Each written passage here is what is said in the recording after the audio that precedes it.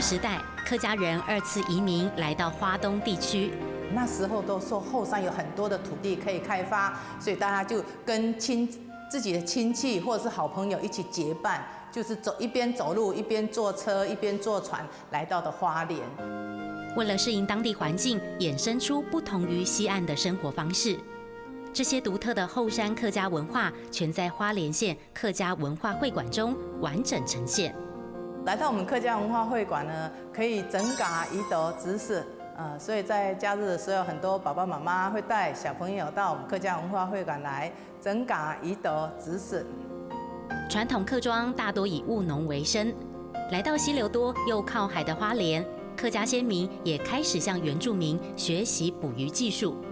把鱼抓起来之后是直接放进去，然后上面这边还有一个盖子，放进去之后这个是盖起来，预防鱼跳起来的。客家人他比较没有在海边生活，所以我们就跟着原住民呢学到了这种编织鱼肉这种方式。早期用竹子编织而成，用来诱捕或放置鱼虾的器具叫做鱼身。在那段艰辛岁月里，可以看出先民的智慧。用小石头围成一个小小一个缺口，然后把这个东西放在缺口的地方呢，游进去之后，它这个东西是出不来，鱼是出不来的。那捕鱼的他就从后面把它打开，打开之后鱼就直接放到刚刚那一个介绍那个鱼肉里面去。这是一种也是原住民族他们捕鱼的一种方式。打造属于东部的客家文化，也遵从传统信仰习俗。来到美丽的后山，不妨走一趟花莲县客家文化会馆。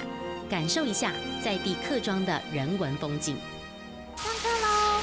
真假一斗直视，真假一斗直视，真假一斗直视。